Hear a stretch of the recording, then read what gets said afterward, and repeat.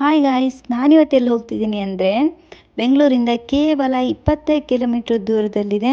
ತುಂಬ ಪ್ರಶಾಂತವಾದ ಜಾಗ. ನೀವೇನಾದರೂ ಹೋಗಬೇಕು ಅಂತ ಹೇಳಿದ್ರೆ ಈ ವಿಡಿಯೋನ ಫುಲ್ ನೋಡಿ. ನೀವೇನಾದರೂ ಫ್ಯಾಮಿಲಿ ಜೊತೆ ಇಲ್ಲ ಫ್ರೆಂಡ್ಸ್ ಜೊತೆ ವೀಕೆಂಡಲ್ಲಿ ಏನಾದರೂ ಪೀಸ್ ಆಗಿರೋ ಜಾಗಕ್ಕೆ ಹೋಗ್ಬೇಕಂದ್ರೆ ಈ ಜಾಗಕ್ಕೆ ಹೋಗಿ. ತುಂಬ ಸುಂದರವಾಗಿದೆ. ಬನ್ನಿ ಗೈಸ್, ಜಾಗ ಯಾವುದು ಅಂತ ಹೇಳ್ತೀನಿ. ಈ ಜಾಗ ಯಾವುದು ಅಂದರೆ ರವಿಶಂಕರ್ ಗುರೂಜಿ ಅವ್ರದ್ದು ಆರ್ಟ್ ಆಫ್ ಲಿವಿಂಗ್ ಸೆಂಟರ್. ಇಲ್ಲಿ ಪಾರ್ಕಿಂಗ್ ಚಾರ್ಜ್ ಬಿಟ್ಟು ಬೇರೆ ಏನೂ ಎಂಟ್ರಿ ಫೀಸಸ್ ಇಲ್ಲ. ನಾವು ಎಂಟ್ರೆನ್ಸಿಗೆ ರೀಚ್ ಆಗಿದ್ದೀವಿ. ಬನ್ನಿ ಗೈಸ್, ಪಾರ್ಕಿಂಗ್ ಮಾಡಿಬಿಟ್ಟು ಒಳಗಡೆ ಹೋಗೋಣ. ನೋಡಿ, ಇದು ಗುರುಕುಲ ಗೈಸ್. ಚೆನ್ನಾಗಿ ಬರ್ತಿದೆ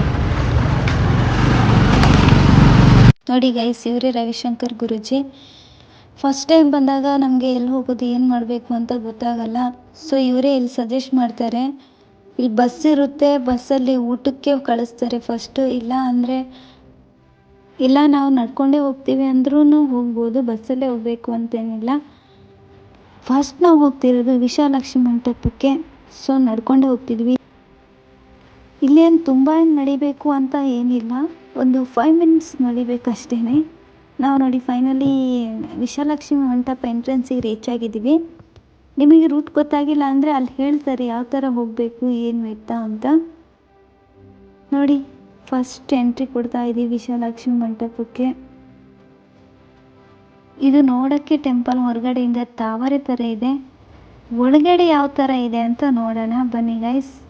ನೋಡಿ, ಒಳಗಡೆ ಗುರೂಜಿ ಅವ್ರ ಫೋಟೋ ಹಾಕಿದ್ದಾರೆ. ಅದಲ್ಲದೆ ಇಲ್ಲಿ ಕೂತ್ಕೊಂಡು ಯೋಗ ಧ್ಯಾನ ಮಾಡ್ಬೋದು, ಇಲ್ಲ ಪ್ರಶಾಂತವಾಗಿ ಕಾಲ ಕಡಿಬೇಕು ಅಂದರೆ ಈ ಜಾಗ ತುಂಬ ಚೆನ್ನಾಗಿದೆ. ನೋಡಿ, ಬಂದು ಕೂತ್ಕೊಂಡಿದ್ದೀನಿ ಸುಮ್ಮನೆ. ಎಷ್ಟು ಕೂಲಾಗಿದೆ ಅಂದರೆ ಒಳಗಡೆ ಪೀಸ್ ಆಗಿರುತ್ತೆ. ಟೆಂಪಲ್ ಎಲ್ಲ ನೋಡಿಬಿಟ್ಟು ನಾವು ಊಟಕ್ಕೆ ಹೊರಟ್ವಿ. ಊಟಕ್ಕೆ ಎಷ್ಟು ಲೈನ್ ಇತ್ತು ಅಂದರೆ ತುಂಬ ರಶ್ ಇತ್ತು. ತುಂಬ ಹೊತ್ತು ವೆಯ್ಟ್ ಮಾಡಿದ್ವಿ.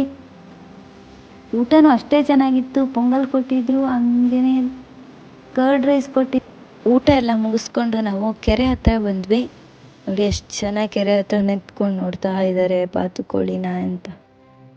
ಬನ್ನಿ ಗೈಸ್, ನಾವು ಹೋಗೋಣ, ಕೆರೆಯಲ್ಲಿ ಏನಿದೆ ಅಂತ ನೋಡೋಣ.